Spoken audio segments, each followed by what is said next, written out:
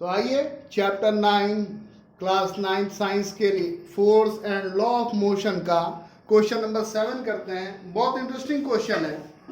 क्या रहा है आपसे कि एक इंजन है। चलिए इंजन ड्रॉ कर लेते हैं। ये लीजिए, ये हमारा इंजन हो गया। इसके पहिए भी बना दिए, लीजिए पहिए भी बन गए। और इस इंजन का वजन कितना है? 8000 kg, 8000 kg है इसका वजन। अब क्या होगा? इंजन से जुड़ी होती है बोगियां, आपको पता है। तो इंजन से बोगियों को जोड़ दीजिए। और कितनी बोगियां जुड़ी हुई हैं? यहाँ 5 वैगन्स जुड़े हुए हैं। 5 वैगन्स जुड़े हुए हैं, तो 5 वैगन जोड़ना है हमें। और इन वैगन्स के भी पहिए बना देते हैं ताकि आपको कोई कंफ्यूजन ना हो जाए। और इन वैगन्स का वजन कितना है? 2000 किलो है हर एक का वजन, 2000 kg। इसका भी है 2000 kg, इसका भी है 2000 kg, इसका भी है 2000 kg, और इसका भी है 2000 kg। ठीक। अब क्या हो रहा है? ये इंजन जो है ये इन डब्बों को इधर खींचना चाह रहा है, इस डायरेक्शन में खींचना चाह रहा है। और खींचने के लिए ये कितना फोर्स लगा रहा है? 40,000 न्यूटन का। ये फोर्स कितना लगा रहा है? 40,000 न्यूटन का। 40,000 न्यूटन फोर्स से वो इस डायरेक्शन में पुल कर रहा है। लेकिन ये जो सारी चीजें हैं वो चल रही है किस पे? पटरी पे। पटरियां क्या कर रही है? फ्रिक्शन लगा रही हैं। और फ्रिक्शन का फोर्स जो है वो कितना है? 5000 न्यूटन। और वो फोर्स फ्रिक्शन वाला किधर होगा? अपोजिट डायरेक्शन में। फ्रिक्शन क्या करता है? मोशन का अगेंस्ट रहता है, मोशन को अपोज करता है। तो ये फोर्स कितना है? 5000 न्यूटन। तो ये था क्वेश्चन का सारा डायग्राम, और ये है क्वेश्चन की सारी कहानी। अब आपसे क्या पूछ रहा है? पार्ट ए में net accelerating force, net accelerating force. तो नेट एक्सेलरेटिंग फोर्स कितना हो जाएगा? आप बोलेगा सर 40,000 इधर, 5,000 इधर, तो क्या हो जाएगा? रिजल्टेंट जो फोर्स है वो क्या हो जाएगा? 40,000 माइनस 5,000।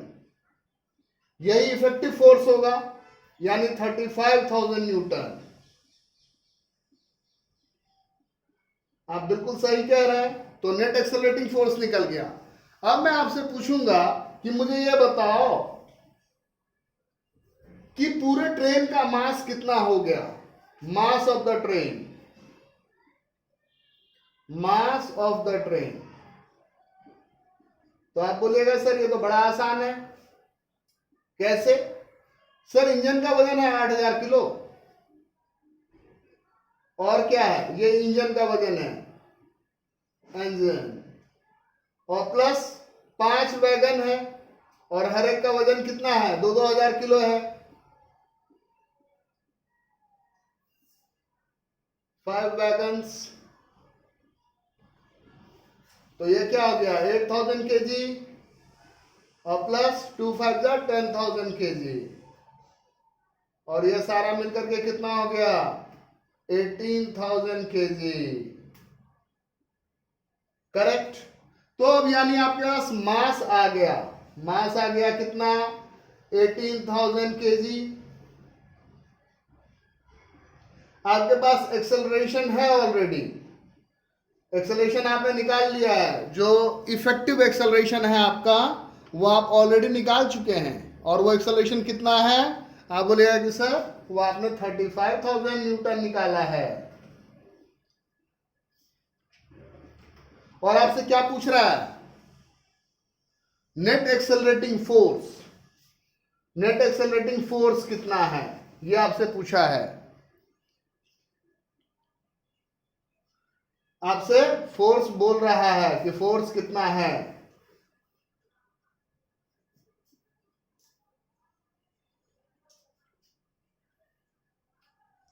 सॉरी, फोर्स तो आपके पास है, ये एक्सेलरेशन नहीं है, ये फोर्स है।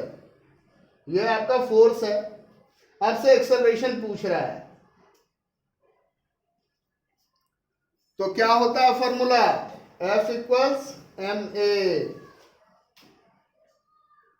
तो फोर्स कितना है 35,000, मास कितना है 18,000, और एक्सेलरेटिंग फोर्स आपको मालूम नहीं है, एक्सेलरेशन नहीं मालूम है। चलिए निकाल लेंगे। ए इक्वल्स क्या हो जाएगा, अगर हम करें तो ए इक्वल्स क्या हो जाता है F डिवाइडेड बाय m। ये फॉर्मूला लगा लेंगे, यानी ए इक्वल्स क्या हो जाएगा 35,000 डिवाइडेड बाय 18,000, और ये 3 जीरो कैंसिल। अगर आप 35 को 18 से डिवाइड करेंगे तो आ जाएगा 1.94। चूंकि एक्सेलरेशन की बात हो रही है तो 1.94 मीटर पर सेकंड स्क्वायर। आप डिवाइड कर लीजिए खुद से, मुझे लगता है कि आपको डिवाइड करना आता है, अगर नहीं आता है तो मैं दिखा देता हूं। 35 उसको 18 से डिवाइड किए, 1 टाइम्स में 18 माइनस होकर के 70, डेसिमल डाले 170, 18 9 जा 162, माइनस होकर के 8, डेसिमल डाला हुआ 80, 18 4 जा 72। आप देख रहे हैं डेसिमल के बाद 2 प्लेस तक लिया है मैंने, वही मैंने यहाँ पे लिख दिया है। तो इस तरीके से आपका क्वेश्चन नंबर 7 भी बन गया। वीडियो को पॉज करके इसको लिख लीजिए अच्छे से।